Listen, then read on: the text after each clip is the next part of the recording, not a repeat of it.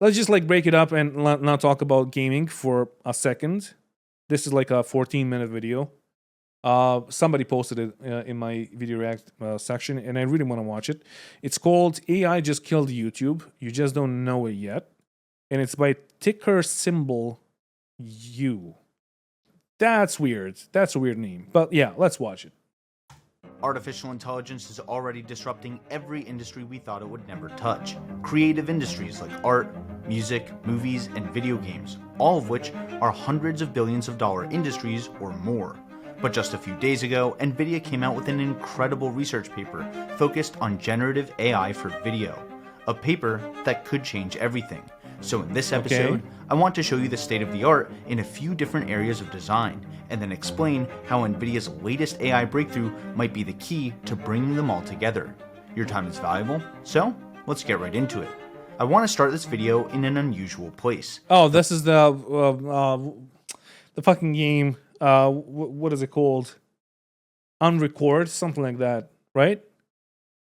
I can't wait for this. I have no idea how this is gonna work out, because like some things with like you don't see where your gun is aiming, and sometimes the gun is just like off to the side, but you still hit your targets. It's a bit weird, but I guess we'll see how like it's a multiplayer game. This is actually like in-game footage if you don't know. The body cam footage of a tactical police officer that was dispatched to a nearby abandoned warehouse. This video took the world by storm last month because it's actually from a video game called Unrecord, which is built in Unreal Engine by a small French indie game studio named Drama. And Drama is exactly what their gameplay video started. The graphics are so photorealistic that many publications thought it was an outright scam, claiming that it was just a real-life video with some... Well, look, it's photorealistic because it's so... like the footage itself is so destroyed. It's made like it's a fisheye lens. The contrast and like the details are not there because they're not supposed to be. Yeah, it looks so real.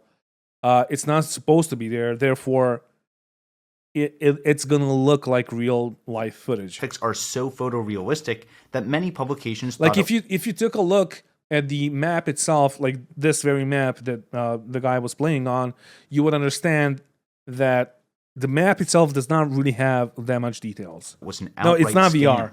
Claiming that it was just a real-life video with some game elements overlaid on top. But this is a real game, and the photorealism is actually achieved through a few pretty clever tricks to make it feel like you're looking at real footage from a body cam. This is the state of the art of computer-generated graphics today. This is so good. In just a couple of years, small indie studios won't... His eyes, do you know about this? Nvidia just released, like maybe a couple of months ago, they released an app that basically wherever you're looking at with your eyes, it's gonna make your eyes stick to the camera, and it's always gonna look like you're talking to the camera itself, like you have a teleprompter for everything, but you don't. I don't have that on my OBS because I don't really like that, but I might as well use it for like some things that I need to. I don't know, it doesn't matter, but he's like using this for sure for this video. Won't even need camera tricks to make a game or a movie feel this fully immersive. But these graphics weren't generated with AI. In fact, the state of video generated with AI looks very different. In videos generated entirely by diffusion models, the pixels from one frame help inform what should be generated in the next frame. One big problem with this approach is there's no real way for them to keep track of the structure of various objects from frame to frame. As a result, you get this sort of psychedelic painting within a painting within a painting style of motion picture that's not very useful for telling a coherent story. Yeah. There are a few different ways to bring those structural elements back into this kind of video. The first way is with video to video. Runway is a company that co-created the AI image generator Stable Diffusion. They have a wide set of generative tools for image and video editing. Their Gen 1 video generator takes a video as an input and then lets you edit it using text prompts and image overlays. The result keeps the structure of the input video, but switches out the look and feel based on the added prompts. Likewise, Wonder Studio oh my god, this is amazing. This is amazing. Structure of the input video, but switches out the look and feel based on the added prompts. Likewise, Wonder Studio is Wow. an AI toolkit that automatically places computer-generated characters into live-action scenes. It automatically identifies individual actors and can overlay any CG character, including all relevant animations and lighting effects, based on the camera's position and motion. So there are two parts to the process here: creating the actual structure and composition of the scene, and then adding in the correct skins, textures, and visual effects on top of that. Let me This quickly is highlight a amazing. few big innovations in each of these areas. You probably already know how fast and cheap it is to generate an image with AI tools like Stable Diffusion or Midjourney. But Runway has another tool called Infinite Image, where you can take an existing image and expand it forever using text prompts. So now you don't even need to create the whole overlay image or texture pack by yourself. You can create a part of it and then generate the rest with AI. Wow. And on the flip side, you already saw how realistic graphics can get in Unreal Engine. So one potential future workflow is where creators build the skeleton of a scene using Unreal Engine or Unity software or Blender instead of having to build sets and film it in real life. But that skeleton doesn't have to be generated by humans either. Unreal is developing. Yeah, I mean, that is already being used for like movie sets, like Mandalorian, for example. I think it was like actually done in Unreal 5, like some of the things, but yeah. A whole suite of tools for generating entire 3D environments at scale. People They can do make this their by own creating AAA procedurally videos, generated assemblies of different assets like stones, trees, ponds, bugs, and birds in the example of this jungle. So when a designer moves this assembly to the Yeah, right, I saw the this and I was entire like, assembly Jesus Christ, updates it's amazing. based on what's around This it. is like procedurally generated like terrain. Yes, you can move certain stuff, certain things, but it's just gonna generate whatever. Like if there's like a spot that doesn't have anything, it's just gonna like make everything fucking work. And when he moves it back And to this the is left, Unreal 5. the entire structure changes yet again. But the real magic happens once the designer is done with this step. Just like Runway's Infinite Image tool can extend an image, Yeah. Unreal Engine's new tools can extend entire 3D landscapes well beyond what the artist originally crafted. In this case, the designer hand-built a 200 by 200 meter jungle forest, which was used to procedurally generate a 4 square kilometer landscape. Yep. That's 400 times larger than what the artist created by hand. Hopefully, you're starting to see how all of these individual innovations can be. Do you see, like, first of all, he's obviously reading because we can hear him reading, but do you see the eyes, the eye contact? It's just weird. And this is the Nvidia thing. Pieced together He's probably going to say in the end that he's using that. to seriously disrupt some massive markets. And speaking of disrupting massive markets, did you know that fine art prices have more than doubled the S&P 500's total return over the last 26 years? In fact, blue chip art appreciated by 29% in 2022, while the S&P 500 went down by almost 20%. That's why high net worth individuals allocate up to 30% of their portfolios to alternative assets. And that's where Freeport comes in. Freeport is a US-based blockchain-friendly platform that's disrupting the art market by letting you invest in legitimate masterpieces You could see without this breaking the bank.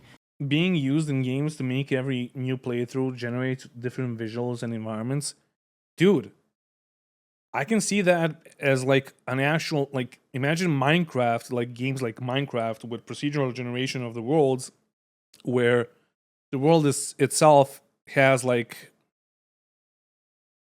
or actually doesn't have any constraints and doesn't have any borders, like, or invisible walls, and it just goes on and on and on. This could be possible, like with enough RAM, of course. This could be possible. These aren't no-name artists drawing animals on digital coins. Freeport It is may be launching like 10 with years 4 from rare now. prints by the king of pop art, Andy Warhol, that have each appreciated between 6 and 16% per year for nearly a decade. This is a great way to diversify your portfolio with one of the oldest asset classes around, just like the ultra-rich have for centuries. But there's a limit of just 1,000 investors per piece, so Freeport is giving my audience exclusive early access to start investing today for as little as $200. It's very possible that these sell out fast, so check out my link in the description below today. Alright, we've covered a lot so far, like how lifelike computer-generated graphics can get, even when they're made by small game studios. We talked about breaking the video creation process into two parts: the overlays like skins, textures, and visual effects, and the structure of the scenes themselves. And we talked about some innovations in both areas, like Runway's Infinite Image Tool, Unreal Engine's Procedural Environment Generator, and Wonder Studio's ability to overlay CG characters onto real-life actors. But all of these innovations still require videos and images as inputs, even if you were to go the extra mile and train a model only with videos similar to the ones that you want to generate. The results you would get are a strange mix of hilarious and terrifying. Yeah. Here's an AI-generated beer commercial by a company called Private Island. It actually does an incredible... Dude, like AI and fingers, like Midjourney has gotten better with fingers, but geez, like what? Why? Why does AI not understand how many fingers a fucking person has? Come on. Here's an AI-generated Look at this shit. beer commercial. Like, it can understand faces. And like whenever you tell AI to make like a cyclop, it just like makes a cyclop with two eyes, which is just weird.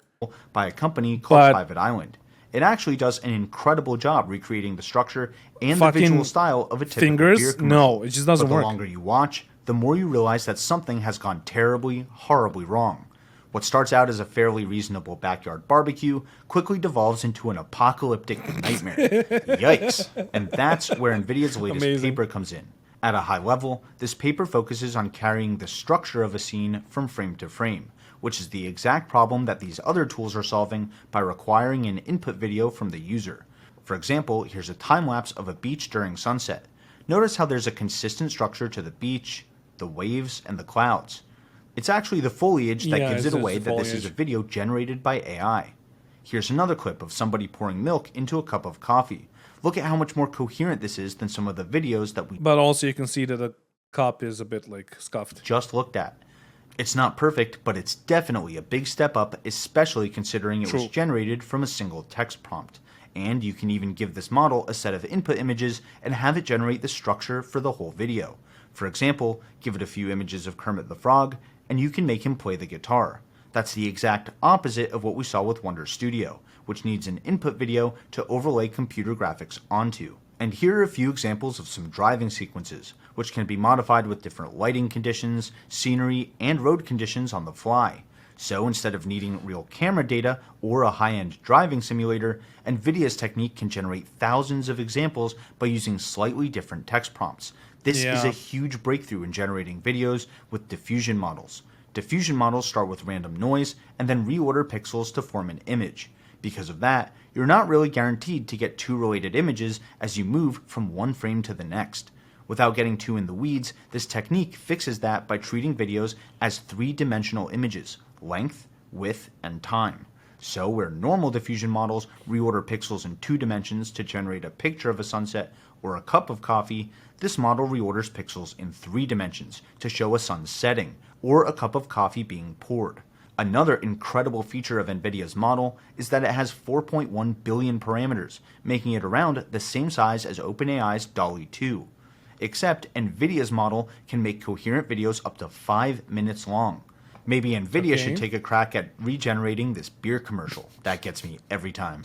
All kidding aside, this is Nvidia, so don't think of this as a one-off paper. Other researchers will build on top of this breakthrough technique, and Nvidia will keep improving on it. Just imagine the improvements that we'll see in text-to-video over the next year alone, and what it could mean for the future. It's not just video games and movies. We haven't even scratched the surface of what this technology means for industries like architecture, tourism, education, self-driving cars, and other industries that may not even...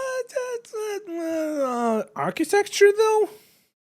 Like, the fucking building still has to stand and not, like, just fall down, but what this technology means for What's industries up, like architecture, tourism, education, self-driving cars, and other industries that may not even exist yet. But don't just take it from me. Here's politics and news, media. That's the scary part. a quick clip from a recent episode of... Because you know that like people got really excited. Like one of the most shared tweets this year was the tweet where is it? Let me actually find it. Trump being arrested. Let me find the image itself.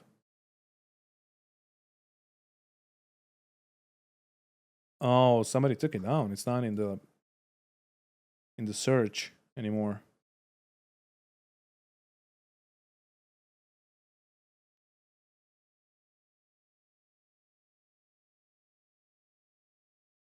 Where is it?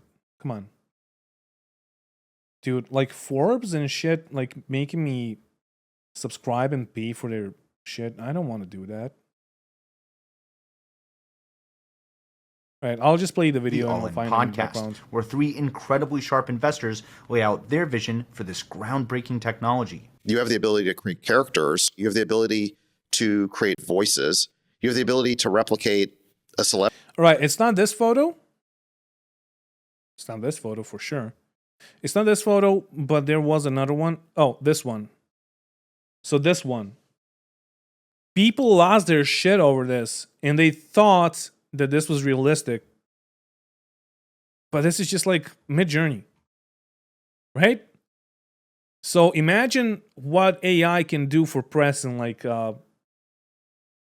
media and politicians and shit, like propaganda, basically. It's super scary. Celebrity voice. Breaking technology. You have the ability to create characters. You have the ability to create voices. You have the ability to replicate a celebrity voice. The only thing that's not there yet, as far as I know, is the ability to take static images and string them together into a motion picture. But that seems like it's coming really soon. So yeah, in theory, you should be able to train the model where you just give it a screenplay and it outputs essentially an animated movie. And then you should be able to fine tune it by choosing the voices that you want and the characters that you want. And yeah, I think we're close to it. One of the things I'll say on this is we still keep trying to relate it back to the way media narrative has been explored and written by humans in the past. Very kind of linear storytelling. You know, it's a 2-hour movie, 30-minute TV segment, 8-minute YouTube clip, 30-second Instagram clip, whatever. The impact of all, stock crashes. It might, what a weird frame to pause on.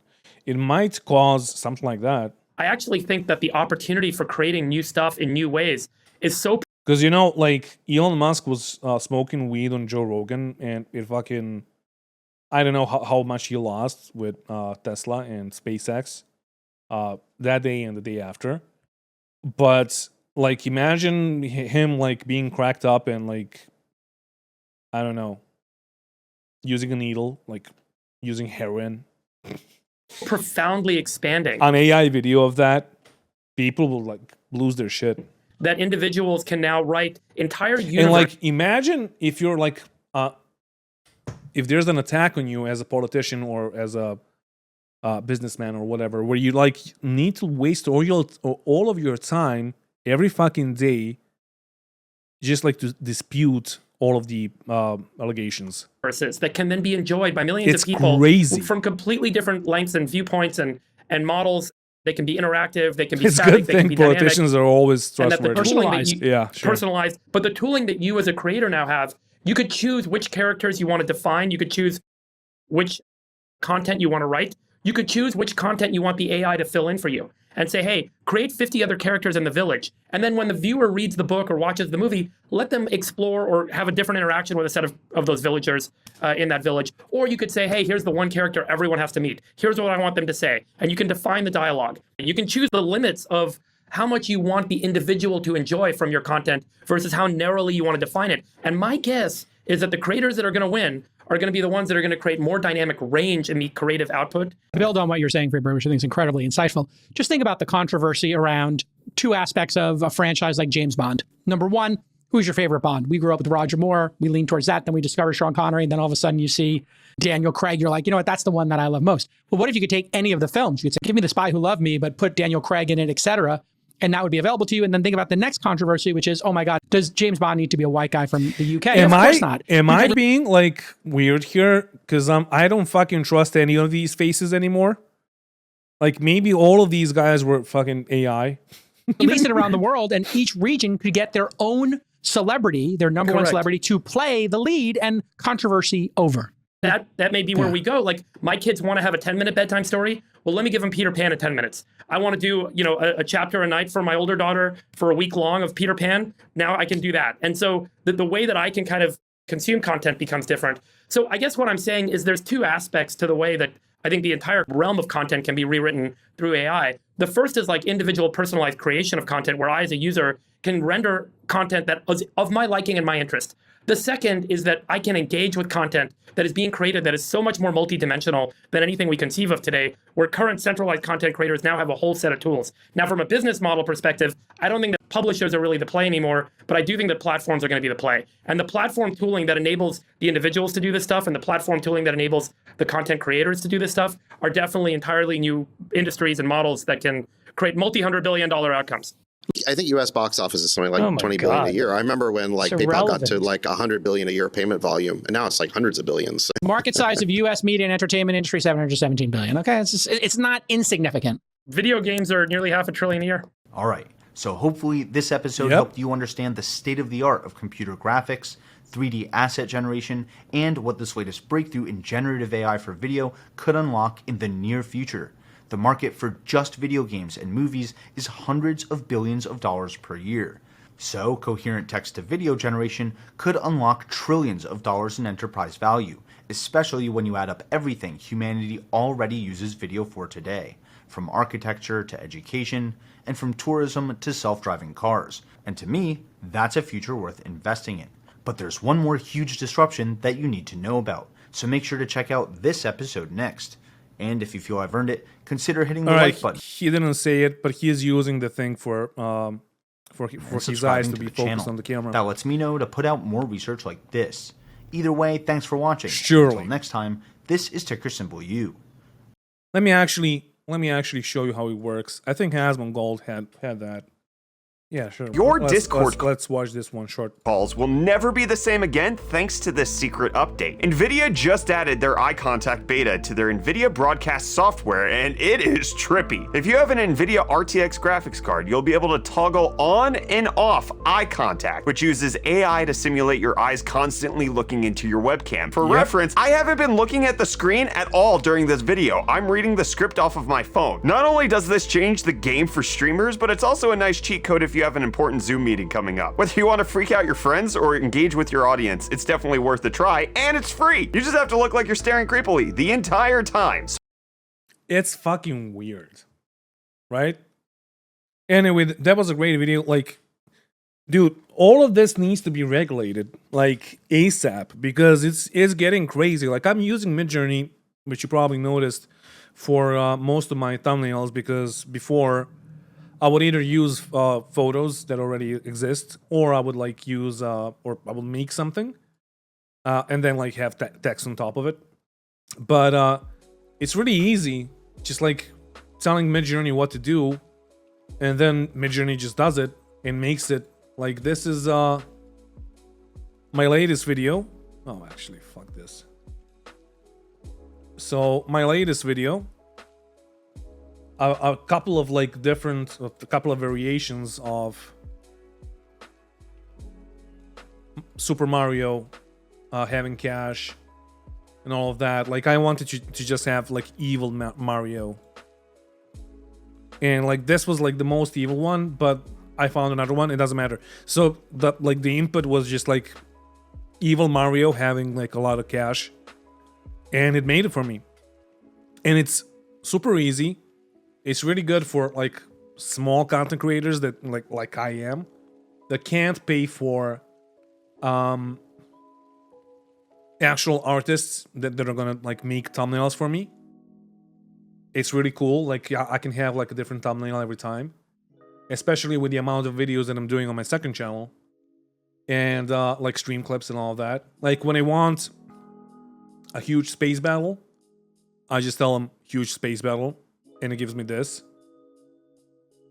It's fucking fantastic. But then again, artists are having a lot of troubles, a lot of issues with it, with like AI. It's gonna happen like the same thing is gonna happen with the musicians. The same thing is gonna happen with all of us with like AI videos and all of that, if it does not get regulated, like in US and like EU and all of that. Because imagine what you can do with like with all of that, with like propaganda and shit like that. It's fucking disgusting.